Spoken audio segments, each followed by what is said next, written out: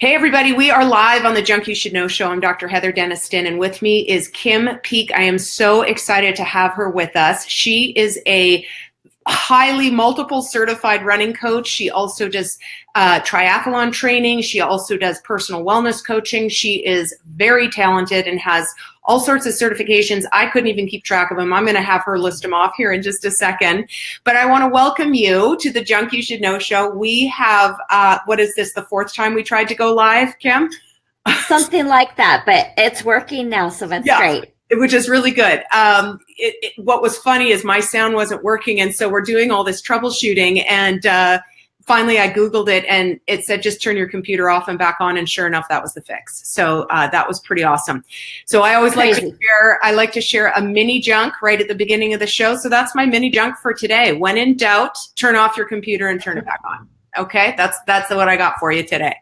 So we always want to thank our sponsor right on the front of the show, and our sponsor is the Change Cave, and I am so happy to share the Change Cave with all of you guys. What I love about the Change Cave, and now that we're 2 months into its launch, and it's a rolling registration, so people can join anytime, but it is a 12-module online institute, weekly newscasts, monthly mind set classes, an extremely interactive Facebook group of highly motivated wellness warriors, we call them, and we are all pursuing our individual wellness goals together, supportively and encouragingly, and it has been unbelievably successful. I'm super happy with it. So if you are interested at all, the Change Cave does sponsor the Junk You Should Know show.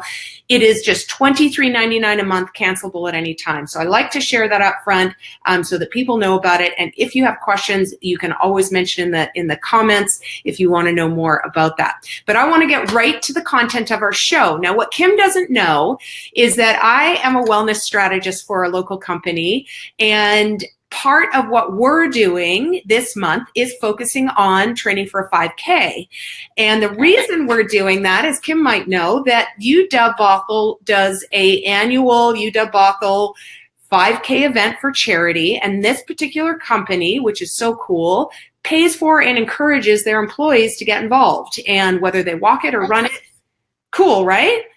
Right, yeah. So whether they walk it or run it, I wanted to bring an expert in to help them and anyone else who's interested in doing 5Ks or whatever kind of running event, because this gal is the master. She's got lots of great tips and tools for us today, and we're going to go through together some of the key questions she probably gets asked regularly, and she's also got some great pearls of wisdom. She has something called the 5 pillars of training that she's going to share with us, and at the end, we will make sure that you all know how to get in touch with her. We will have all of her details in the comments or in the description so that if you want to know more from Kim, you will be easily able to access her. So let's jump right in, Kim. I would like you, because you have a website, you have some coaching stuff. Tell me a little bit about your presence and how people get in touch with you and what you do exactly. Okay, so I am a running and triathlon coach. You can find me at Crushing My Goals. I don't even know my website. crushingmygoals.com. Awesome. And if you scroll all the way to the middle of that page, I have a whole bunch of freebies. And one of those is a 28-page download on how to crush your first 5K. Okay, that's awesome. So lots of information in there, and we'll touch on just a few of the highlights while we're talking. Yeah, because we don't have time to go into everything. Plus, I really want people to head over to, because you've got tons of resources over there. And so I want to make sure they see your website and get access to. So you said it's a free 28-page document on how to crush your 5K. Yep. And it's geared toward first timers. Everything that you need to know, from how do I start training? What kind of clothes do I wear? What do I do when I have to line up at the start line on race day? How does that all work? All that kind of stuff. Awesome. That's great. So one thing that I find super interesting about you, Kim, is you've had a history of different health concerns, and you're so real in your pursuit of health and wellness, and I really love that about you. Would you be willing to share, a couple of your health struggles that you've had, and then how you kind of got back from that?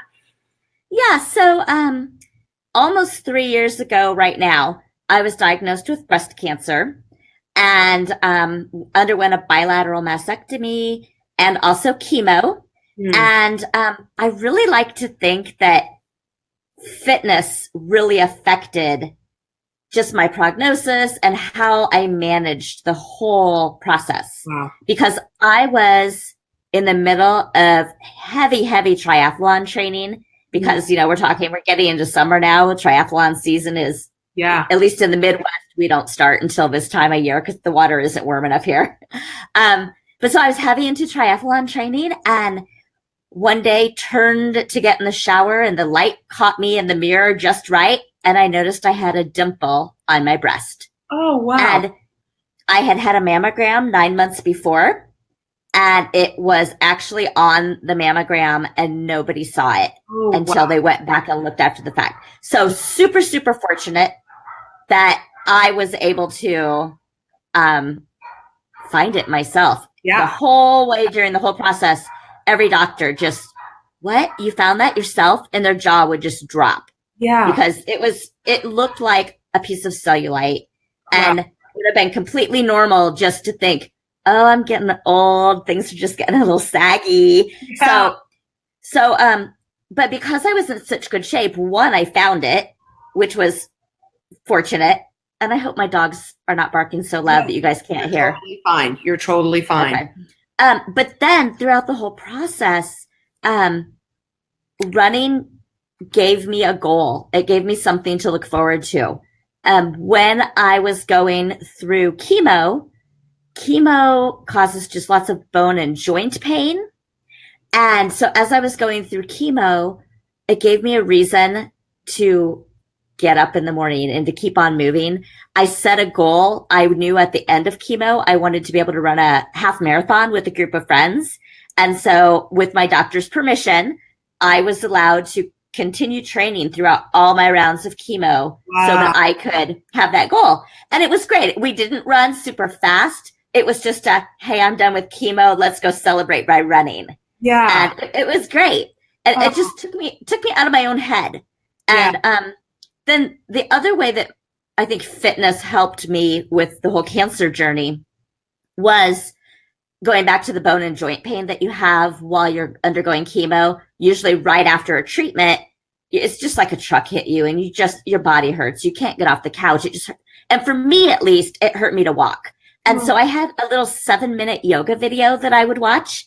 Actually, I would do. I didn't just watch it. But I would turn it on. And I would do it 3-4 times a day, whatever it took, just so that I can move. Because every time I did it, I was able to function again. To walk, even if it was just to walk across the room to get a glass of water or whatever. Yeah. You just take for granted that being able to move. And to me, that's one of the really important things that I like people to get out of just the whole wellness conversation is that movement helps us in so many ways. Yeah. And so I was already used to running and used to moving. And so it was just a natural way for me to deal with that. Yeah. But I like to encourage people who are in a situation like that or who have pain to talk to their doctors. Of course, so you don't just go wild and do your own thing, but to talk to your doctors and find out what you can do or what they would recommend, because it really helps with the pain. Yeah. And I'm going to add to that. Yes, you want to get a release from your doctor. And that being said, there are lots of medical doctors who are very busy and have lots to keep track of. And sometimes exercise and fitness is not first and foremost on their training stuff. So get a couple of opinions, talk to a naturopath, talk to your physical therapist or your chiropractor are two of the best people that can give you release for exercise. So I think that's really key. And I love what you said about the fact, I think you were leaning toward, here you were sort of doing triathlons and you got sideswiped by this whole diagnosis. And then the first thing you did the moment you could was start moving your body again, because you knew that was key for your healing, key for your cognition, key for depression, key for all of this. And I love that. And that you did whatever your body would allow, meaning you didn't go out and run 2 miles, you did yoga. And I love that. I think that's great. Can you just, for funsies, list off your certification, because there's a lot of initials there. So can you tell me what all those are? Yeah. So first I got So when I first started running, I was constantly injured. And at some point, you're just really frustrated. But instead of giving up, I was like, I want to find out what is it that keeps making me get injured.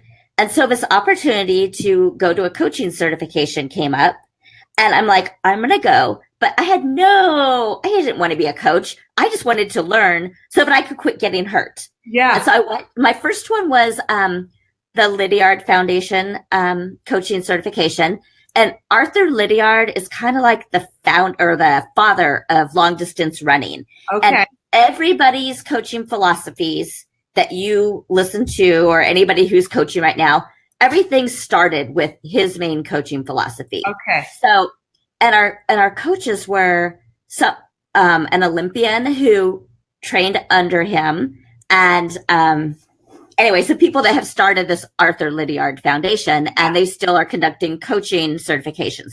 So that was my first one, and it gave me just this great overview as to, for one, why I was getting hurt, and I learned a ton about how to write a effective training plan. Yeah. And then the same weekend, we also did, it used to be sponsored by Newton Running. Newton is a brand of running shoes. Okay. They have since changed that. They don't do it anymore. And now it's called Healthy Running. Okay. And that was just a lot about running form and a lot of functional fitness as far as what kinds of things do you need to do to avoid injuries, which is what I went there for. Yeah, that's going to be one of our questions later is cross training. So we'll keep that in mind. Okay. Good. And so, a USA Triathlon I think their training is amazing. USA Track and Field is great. I am a level 1 coach, which basically focuses on your track and field events. It doesn't focus on endurance running as much. Got it. And then just a whole bunch of other different I love that group fitness related ones. Yeah. I love that you're a lifelong learner. I'm a huge TRX fan. I saw that you have some certifications and some kettlebell certifications and a bunch of stuff. And only that to say that I think anytime you're going to seek counsel from someone, there has to be some credibility there, and you certainly are chock full of it. So I do appreciate again that you're willing to share some of your tips on how to do a 5K. And some of the folks that are listening haven't ever even thought of doing one. And some are like, well, I've done some, but I want to either be more comfortable in my body as I'm running, or I want to improve my time. And then some folks are like, I'm all about, I want to just get better and better and better. So you coach folks through, you do personal coaching for people for running, right? Right. It's all of my coaching is online. Okay. But I do it through a coaching platform. They get videos from me every week, and we talk about, the basic things that you need to do to be a smart runner. And then there's also a plan. We have a Facebook group. They can ask me questions as much as they want. I'm totally available to make sure that they stay on track and accountable and are being smart and safe. Great. Okay. Well, let's get into some of I know I have some questions, and keep in mind, my final question is, what did I fail to ask you that your answer would have helped somebody listening? Okay, so what question did I forget? When we get to the end of it, I want you to be thinking about that. But first question, obviously, is safety and injury prevention. So what are just a couple of things as someone's getting started or they're working on increasing their speed that they need to be aware of? One of the most important things I think to remember is that you don't want to run hard or all out, even as when you're just going out for your daily runs. The majority of your runs need to be at a conversational, easy pace. Okay. And I think that's hard for beginners to understand. You're self-conscious, you're embarrassed, but you have to remember that if you're coming up on somebody who's more experienced and they're just flying by you, maybe yesterday was their rest day for one, and their legs aren't as tired as yours. Yeah. Or maybe this is their speed work day and it's your slow run day. Right. But so anyway, one of them is just don't run hard all the time. The majority of your runs should be at a conversational pace. Okay. And then I would always remind people to alternate hard efforts and easy efforts. Great. So if you're going to have a hard day, if you're going to have leg day, lifting weights or whatever, don't do your long run the next day. Okay. Alternate the hard and easy efforts, because rest days are an actual important part of the plan. You have to have rest days, and you have to take it easy, because your body, I mean, I know you know this, but your body adapts at rest. Your body doesn't adapt when you're flying down the road. You have to have that rest. Yeah, I still call it a rest day is a training day. I mean, you have to, once you kind of have a sense of what biochemistry and physiology is happening on that day, it is a training day, you know, for sure. And then that brings up a question you and I didn't discuss before, but, you know, there's all this talk about active recovery versus actual rest. Do you have an opinion on active recovery? And for those of you who are listening, my opinion of active recovery is stretching, gentle walk, yoga, swimming, you know, a light, like just a walking through the pool, like something light, but movement, not complete rest. So do you pick one over the other, or what are your thoughts? I think sometimes when you're super new into getting into any kind of fitness, you might benefit more from just a shut down, do nothing day, especially if your stress level is high, because stress in your body, stress is stress. Yeah. And your body needs to just chill. Yeah. But I mean, an easy swim, walking your dog, restorative yoga, all of that is good if you feel up to it. Yeah. And a lot of times, just like with my chemo story, a lot of times just that basic movement does make you feel better. Yeah. And a big one for me on recovery days for me, I love foam roller or the stick. Oh, yeah. I think those are really great because, you know, you throw on a show and just spend 20 minutes going. Your foam roller is like you've just invented a new body. It feels so much better after. So I do love that. And especially for the beginners who may be sore. And so that's actually a good question for you. How do you know, like, good sore versus bad sore? Do you have a way of describing to runners, like, this is okay, it's just your muscles tight, go ahead and do your training run, versus looks like you overdid it, you should rest? What do you think about that? Well, for one, I think if you are to the point where you're having trouble walking down the stairs, it's probably not a good day to run. Yeah. Maybe you should go take an easy walk. You know, like that, for anybody who's ever done a longer distance race, the day after a marathon, a lot of times you can't walk down the stairs. You're crawling down the stairs. Yeah. You don't run that next day, but you might go do something restorative. Yeah. And I think that whole restorative, what you and I are talking about, that we understand that maybe a couple folks who are listening do not, is that when you contract and relax a muscle, you're pushing out metabolites to shed them out of your body. And if you're just perfectly still, sometimes they sit there a little longer than they need to. And that's why stretching, foam rollering, walking, it helps flush out some of that junk out of the muscle tissue and the interstitial tissue, so that you can recover that much more quickly, right? That's another thing about hydration too. Yeah. Oh, yeah. Okay, I've got another question. If, let's say I walked a 5K, I've done a couple of them, and I want to try to now jog it. So how do you tell someone to train into maybe doing a little faster pace, a little more of a jog versus just walking? Well, I think that interval training gets a bad rap sometimes. People are afraid to walk. So by interval training, when you're talking about running, I'm talking about doing a walk-run method. Great. And whether you have a sports watch and you're setting the interval timers, like it depends on where you are, but you might say, I'm going to run for a minute and walk for a minute. Yeah. You could do it that way. Or you could say, I'm going to run 5 light poles and then I'm going to walk 5 light poles. Yeah. Or I'm going to run during the verses of a song and walk during the chorus. Gosh, I love all of those. Those are great because we are motivated differently. And some of us trying to walk, it's disheartening and our stress goes up. Whereas if you pick 5 fence posts or you pick verses of the song, I think that's brilliant. That's a great tip. So thank you for that. That's awesome. Yeah. And I think that's true. You know, anybody who out there who is a walker versus a runner, just start jogging small segments in between walking, right? Right. And then, do that most of the time. And then maybe one day a week you decide, okay, now when I'm going to do those 5 light poles and run fast or run like a conversational pace. And then maybe I'm going to add on 1 more light pole. And in between those 2 light poles, I'm going to pick up my pace just a little bit. Yeah. And that gives you a form of speed work. Yes. And you can play around with it. I think that's one of the most important things when you're starting to run and starting to take it more seriously is just figure out what makes it fun and what keeps it challenging. Yeah. Don't get stressed out over all these rules. Yeah. Just try to push yourself a little bit more time, another driveway, another song, whatever it is. Every Good. week, add a little bit more. That's great. That's really great. Some of you have read the post that I did about stress. And last year, my mother got sick with cancer. She died in 10 weeks from diagnosis to her death day. And it was the strangest thing, Kim.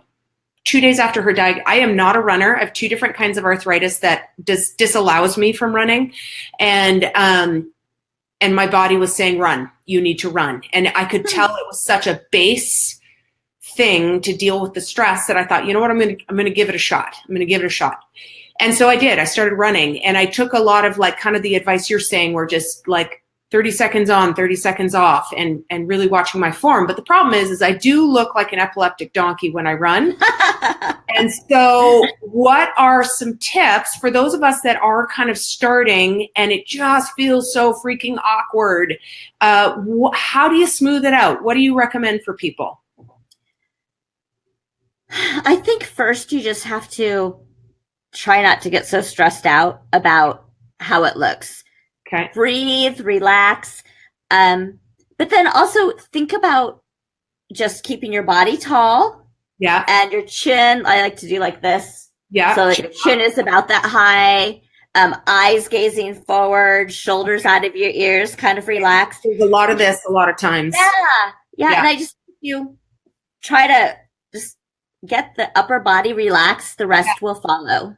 Okay, so, and from a chiropractic standpoint, of course, I'm looking at this all from a chiropractic eye. Mm-hmm. And so when I'm running, I'm kind of like, part of me wants to really engage my core so that I take pressure off my back. But then another part is like, well, then I may not be breathing right because I'm not abdominally. So do you have a balance for breathing versus keeping that core engaged so that you're not putting so much pounding stress on your back? You know, I really think it's best to not overthink it. Okay. And the more frequently you run, you're going to get it's going to become where it feels more natural. I don't like to overthink it. Yeah. Because then I think people put their bodies in all sorts of unnatural positions. Yes. Yeah. But, try bracing your core and see what that does. The whole pretend like somebody punched you in the gut and you're trying to brace your core for that. And I think what some people forget too is when you're bracing your core, it's not with the intensity of you like punching. Yeah. It is like on a scale of 1 to 10 of how hard you can contract at a 10 is like your most, mm-hmm. It's like a 2 or a 3. It's an intention, right? And I think that's where people do best is when they're not like, oh, I'm tightening my core while I'm running. Right. Well, and if you're doing that, you're just everything's gonna be stiff. So I just like to think more about get those shoulders out of your ears, watch the birds, look at the butterflies, take in nature. And I just think just out of repetition, it starts to become more natural if you just stick with it. Yeah, I love it. I also would recommend though that you get good running shoes. Okay, this was my question. What are your thoughts on shoes? So I would recommend staying away from the big box stores and going to a running specialty store if they have somebody in their area, because most of the stores these days will, at a minimum, watch you walk, see what your feet are doing. They might put you on a treadmill or have you run outside. Yeah. And the people who work at specialty running stores are pretty well trained in recognizing what kind of shoe somebody needs. Agreed. Yeah, I think that's really good. And that every foot is different. And I used to go to shoe but basically all the vendors would have chiropractors in, and they'd talk to us a lot about different structure. And every foot has a different potential shoe that can work for them. And I think that's absolutely right. And I know a lot of those folks at those specialty running stores are highly trained. They have podiatrists come in and train them. They have shoe vendors come in and really explain, the differences between an A6 Kayano to an A6 Nimbus or whatever, they really help kind of figure that out. So I think that's great too. Loaded question. Do you have an opinion on orthotics? I say do what your doctor tells you. That's a really good answer. But my personal opinion is that I work with all of my clients on lots of exercises to help strengthen their muscle imbalances.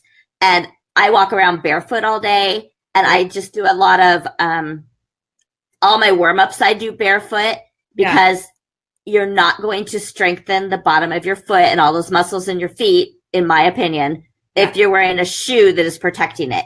Yeah. But if you have a doctor that tells you that it's what you need to do, it is not within my specialty to tell you not to do that. Excellent. That's great. No, and I cast orthotics in my practice for years and years and years, and I would tell them the same thing. You need to strengthen your feet. You need to be walking barefoot a lot, as little on concrete as possible, as much on real earth as possible. And if you need something to stabilize some deficiencies that you have that are either incorrectable or are going to take years and years to correct, then I do believe that orthotics have a definite place. I know for myself, they have changed my whole existence as far as hips and knees, but they are not for everyone. And like you say, we need to work on the foot strength just as much as we do shoving an orthotic in a pair of shoes. Well, and I will say too, like if you have an issue that somebody who's qualified has diagnosed, maybe it makes sense to wear the orthotic, but also continue working on those strengthening exercises. For sure.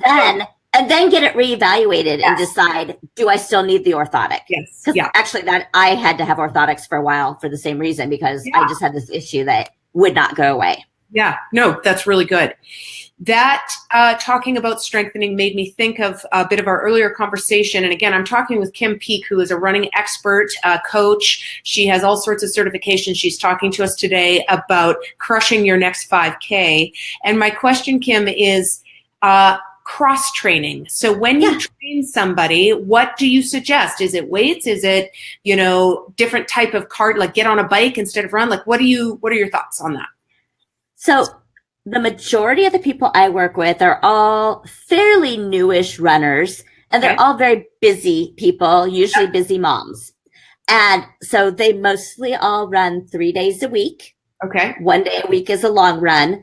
And then if they want more, I will have them swim or bike or do yoga, walk, use the elliptical, but on those other days. And then part of my program, if they already don't have something else that they've been doing, I always include every week body weight exercises or band exercises that they do, things focused on balance and single leg exercises so that you are improving your ability. Well, because when you think about it, when you're running, you're always either on the ground with one foot or you're in the air.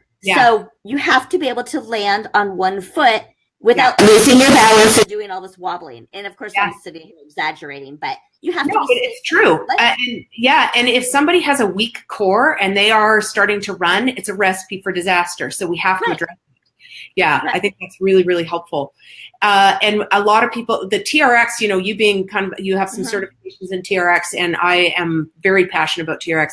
I think it's a great cross-training option for running. Absolutely.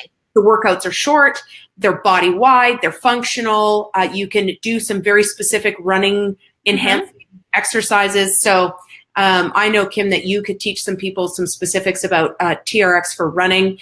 And so make sure you connect with Kim if you want to learn more about that. We talked footwear. What about apps, technology? What kind of things do you encourage people to help them get to their goals? Okay, so I live just a couple miles away from the Garmin headquarters. Okay. So all my technology I've ever used is Garmin, because I'm in the Garmin town. Yeah. But they have some great entry level watches. Their Vivo Active 3, okay, which is a great, it's not even a running watch. It's just a fitness tracker that looks like a watch, but it's a great entry level watch. They also have just a whole variety. They have some new ones out that act more like an Apple Watch in terms of playing your music and things. But yeah. I love those products for the lower price point. I just got myself their 935 triathlon watch, and I love it so much. It does all kinds of running metrics. It tracks your heart rate. I can use it to swim and bike. It tells me my resting heart rate all the time. It counts steps and activity, just like an activity tracker. Awesome. So I think the watch is fun. It's nice. There's a lot of uses for it. But again, don't get hung up on technology. The most important thing is to get some shoes, find some comfortable clothes, and get out there and just get started. Agreed. As far as apps go, I kind of think the same. Strava and Map My Run are two of the ones that runners and cyclists and triathletes use. Yeah. But my concern with that is that you have to be disciplined about going out and training for yourself and not feeling like you're competing against all your friends. It can't turn into the show-off show. Yeah. Because, I mean, if you're out there, oh, my friend ran 5, oh, I'm going to run 6, or my friend did this, so you're going to get hurt. Yeah. Running you have to do what's right for you and your own fitness level and where you are, not trying to keep up with everybody else on Strava.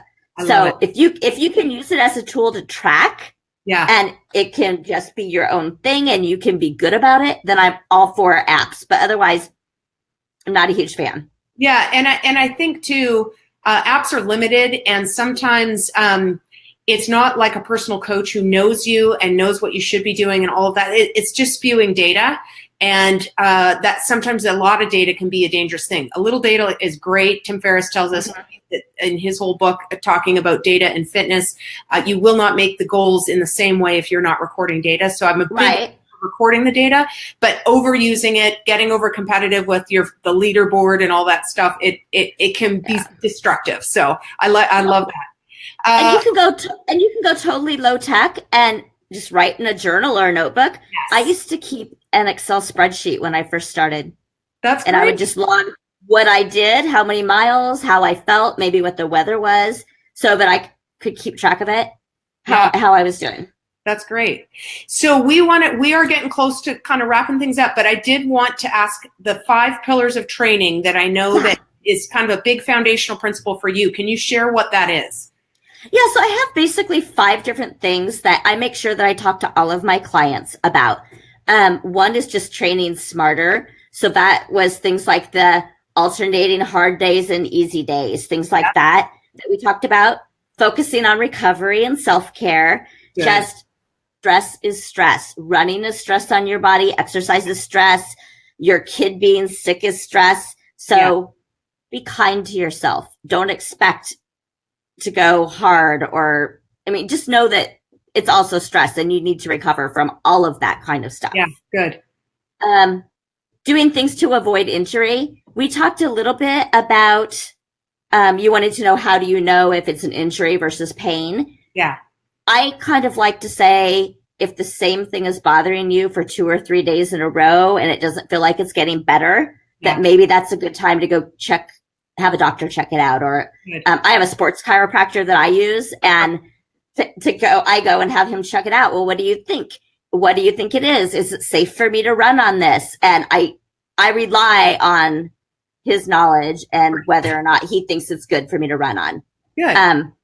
But I just think that's really important, because if you start exercising on something that is starting to aggravate you and it's just getting worse and worse and worse as the days and weeks go on, you should not keep running. Yeah. Because it will turn into something bigger and you're going to be out of all exercise for an extended period of time if you don't handle it. Totally. So that's a big one.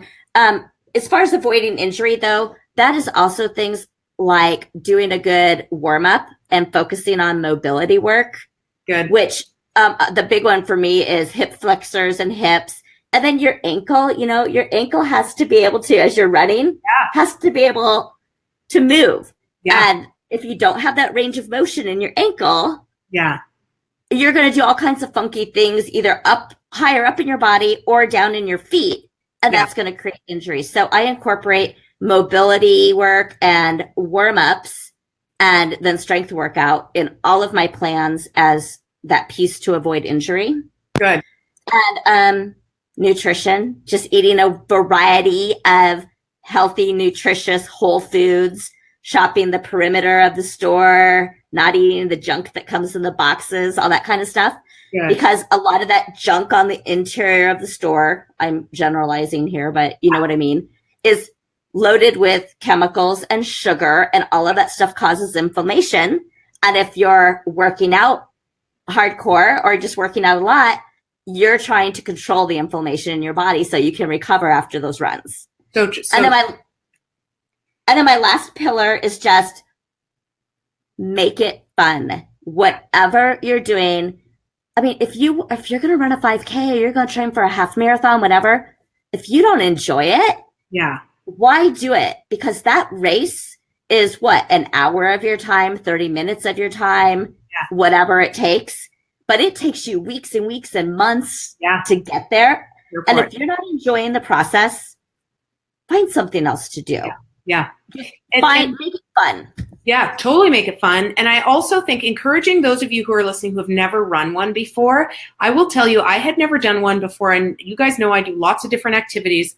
I'd never run one before. And when I did, I walked my first 5K, and the energy of the people and the excitement of the crowd and the high that you have at the end is so fun and so cool that if you can just get through that first one, you'll see why it's like a drug for people and why people want to go back over and over and over again and do different events and challenge themselves.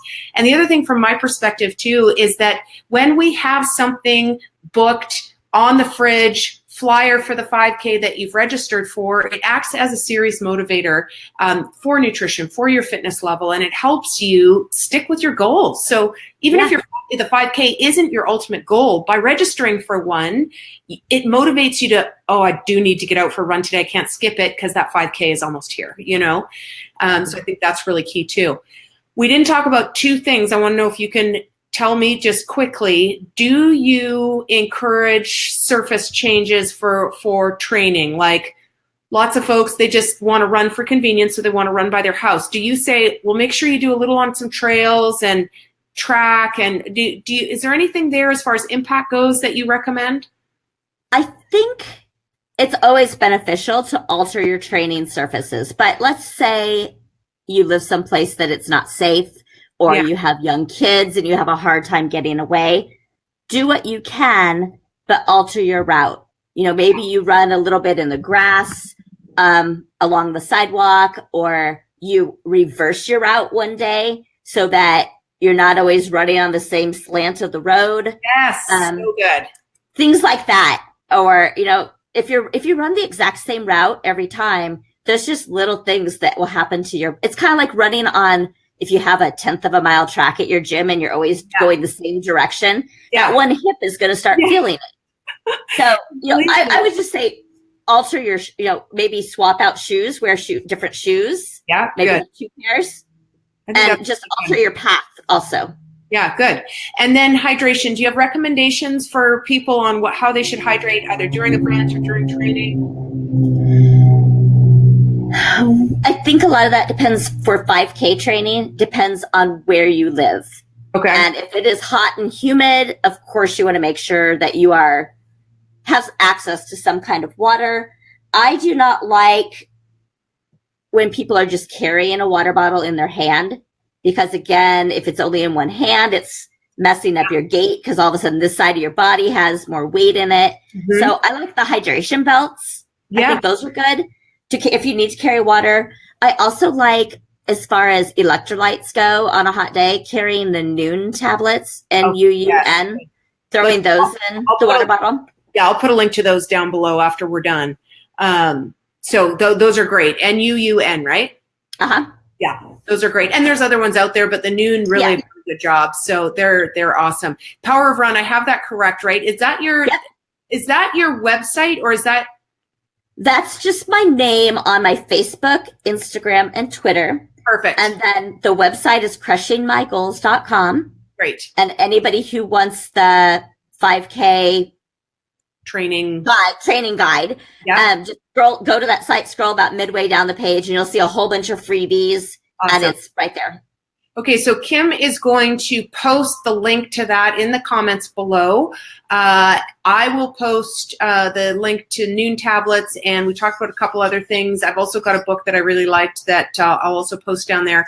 And again, if you want more information, just contact Kim on any of her social networks, or contact her directly from her website. She's got oodles of information. We barely scratched the surface today. What a great interview. Thank you so much. Thank you. I really appreciate it. And this is Dr. Heather with the Junk You Should Know Show, and Kimberly, Patton, Peak. And we'll be back with you next Friday. By the way, I'm in Arizona, guys. I have come to you from a different city or country every week for probably the last 7 weeks. So this is kind of fun. Oh, wow. Oh, next week I'll still be in Arizona. So the run is over. Of changes. All right, guys, we will see you later. Kim, stay on for a minute and let me know your questions and comments below. And for those of you who watch live, thank you so much. We'll talk to you soon. Thank you, everyone.